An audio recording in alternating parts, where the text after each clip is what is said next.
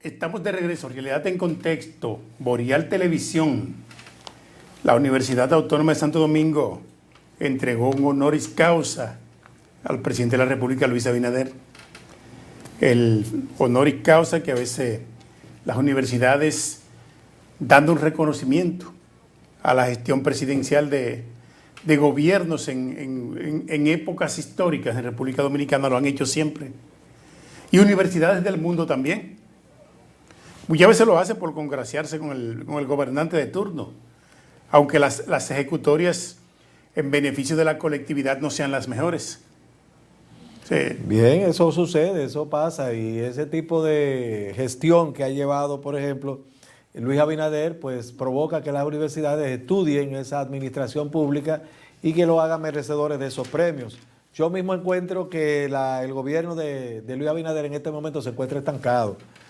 Es lo que considero. No se merece ese honoris causa, pero son consejos de la universidad, son personas que se reúnen, y es la Universidad ISA, sí, la Universidad Superior de Agricultura, la que le concede ese honoris causa, tomando en cuenta pues la manera en que ha administrado la agricultura y la ganadería en este país. Y por eso pues ese consejo de profesores toma esa decisión. Bueno, amén. Yo quiero resaltar algo. Dice que la UAS también, que él se lo va a entregar la UAS al presidente Abinader. Eso está bien. Sí. Yo quiero resaltar que el domingo pasado fue concluido el Congreso del Partido de la Liberación Dominicana. En este Congreso, su presidente, electo por los PLDistas, señaló lo siguiente: el PLD tiene que priorizar desde el minuto 1 la transparencia, la rendición de cuentas y el manejo adecuado de fondos. Debemos ser un ejemplo de gestión organizada, auditada y al servicio de la sociedad. Debemos rendirle cuentas a la ciudadanía de en qué se invierten los fondos que ellos nos dan. Y lo vamos a hacer, dice el presidente Danilo Medina del Partido de la Liberación Dominicana. Yo entiendo que él debió quedarse callado. Para hablar de transparencia y hablar de entregar fondos donde no hubo manera en el gobierno de que eso se hiciera, sino ahora, luego de un congreso, parece que ahora fue que se dio cuenta que esa no era la manera de tratar al pueblo, que le dio la espalda, le ha dado la espalda hasta este momento. Pero hablar de transparencia con la familia de él, sometidos y casi ya condenados, eso es algo que yo entiendo que debió guardar la forma. El Partido de la Liberación Dominicana se merece, digo yo, soy yo diciendo, pero lo eligieron a él, y ese es el presidente de ellos. Vale decir que cada cual o cada organización tiene el presidente o los presidentes que se merecen. Ese fue su presidente, el que ellos eligieron. Pero yo entiendo que si el Partido de la Liberación Dominicana realmente aspira a volver a tener el favor y la preferencia del pueblo dominicano en el momento de votar, debe de llevar esas palabras a la práctica. Y quien menos pudiera decir que la puede llevar es Danilo Medina. Eso es lo que considero yo.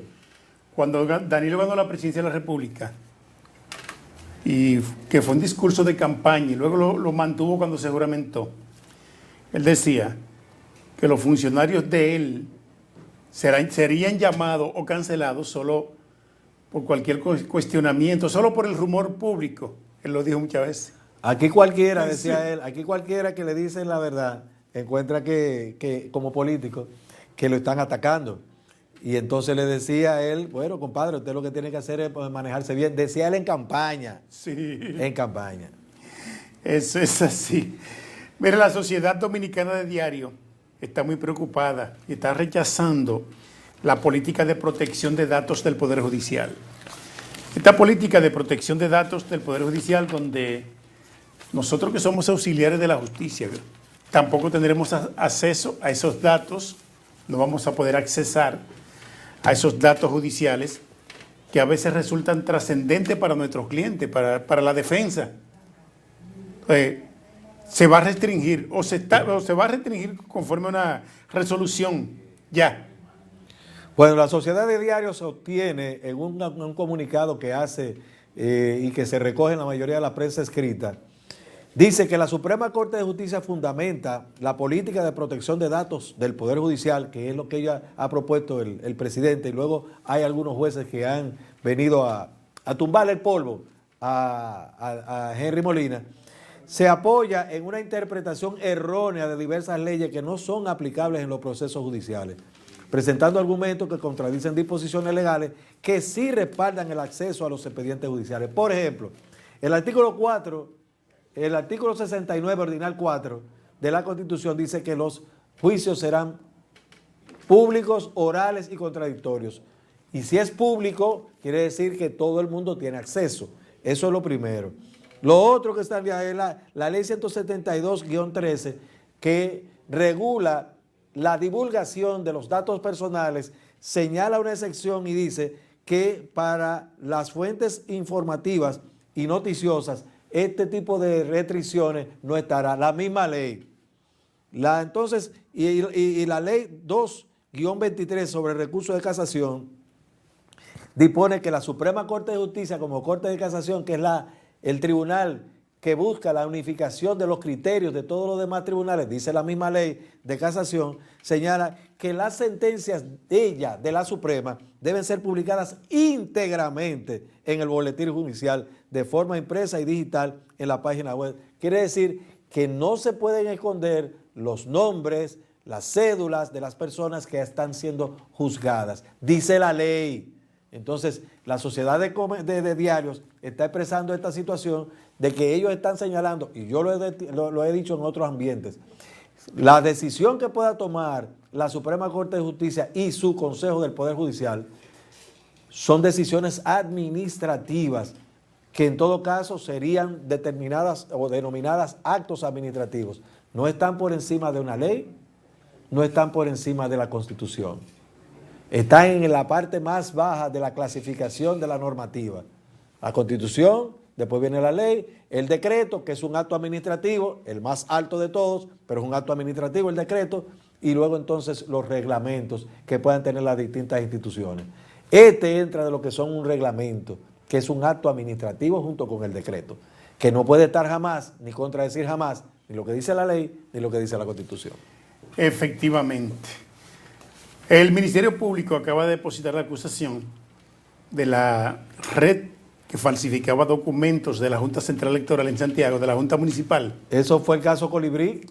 Hay Sí. mucha gente ahí que conocemos, que están involucrados en ese asunto, porque en un momento determinado ellos, en ese momento estaban haciendo el allanamiento en la calle del Sol entre calle España y calle Cuba.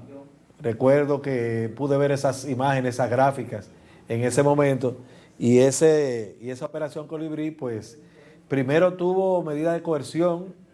Hubo algunos de ellos que lograron obtener la variación de esa medida de coerción, pero sigue el juicio y ahora el Ministerio Público presenta acusación formal. O sea que están debidamente acusados. Ya no son imputados, ya son acusados. Los últimos que quedaban, que estaban cumpliendo prisión preventiva, ya están en libertad.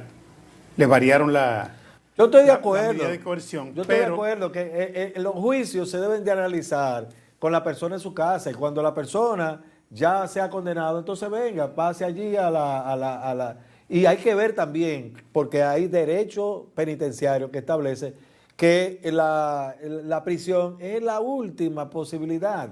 Son la condición más difícil en la que puede encontrarse un ciudadano, porque si usted puede desempeñar, por ejemplo, es el criterio que tenemos, trabajo social, y eso significa una reinserción suya a la sociedad, de manera que usted el daño que pudo haberle hecho lo resarza, lo cubra, pues no pasa nada. Ahora, si usted es una persona que por sus acciones se convierte en peligroso para la sociedad, usted mató, usted robó, usted estupró, usted ejerció violencia sobre cualquier persona de su género o de otro, pues entonces usted debe ser retirado del ambiente de los demás, porque usted es un peligro. Pero el gran problema es el contrasentido que tenemos. Las cárceles están llenas de presos preventivos.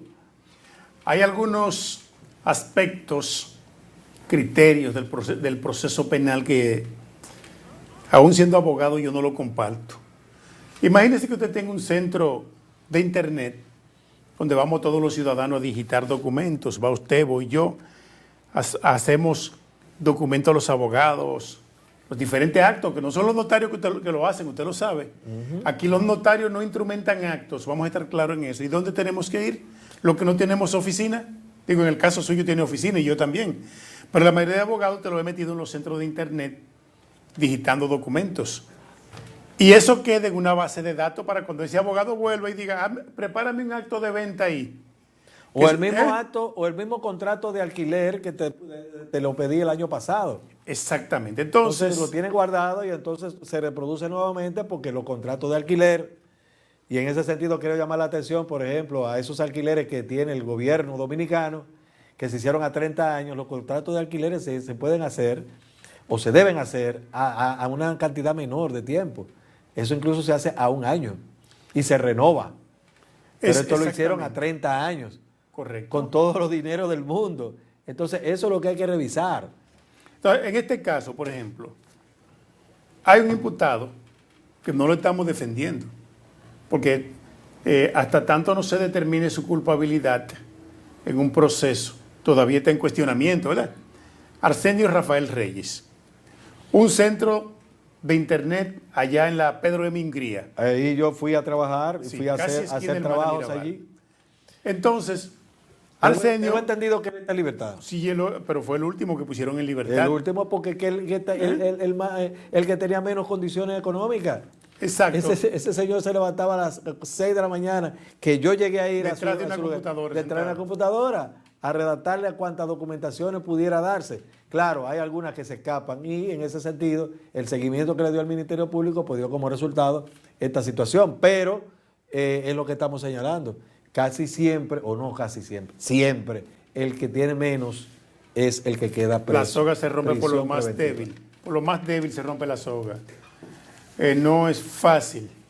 No es fácil. La justicia es como la serpiente, solamente pica a aquellos que andan descalzos. Un fuego destruyó 5 locales. Mercado, dicen el mercado. En el mercado binacional, eso es Dajabón. Wow. En Dajabón ocurrió eso. Eso pasa cada cierto tiempo y eso es algo sintomático. Desgraciadamente, los sistemas de inteligencia, de investigación que se busca, con lo que se busca este tipo de causas, no están disponibles, y mucho menos en un pueblo tan remoto como sería Dajabón. Pero este tipo de situaciones se dan cada cierto tiempo y desgraciadamente no va a haber, así lo veo yo, no va a haber una investigación adecuada que dé como resultado los culpables, porque eso tiene causas, eso tiene motivaciones que se dan principalmente cuando por alguna razón ese tipo de comerciantes no se lleva bien con alguien, toman esa decisión y le pegan fuego a su negocio. Ahí se va el que tiene algo pendiente y el que no también. Así es. Por lo general no están asegurados, son negocios de mercado. Pero tenemos las imágenes. Sí, son negocios de mercado y esos negocios de mercado normalmente no tienen seguros. Y eso lo que sucede es una gran tragedia, porque quedan las personas sin sus mercancías y tienen que comenzar en cero otra vez a llenar, pues, a surtir su negocio nuevamente. Eso es un ciclo que sucede cada cierto tiempo, principalmente en esas áreas de Dajabón, el mercado binacional. Vamos a la pausa. Regresamos en breve. Realidad en contexto.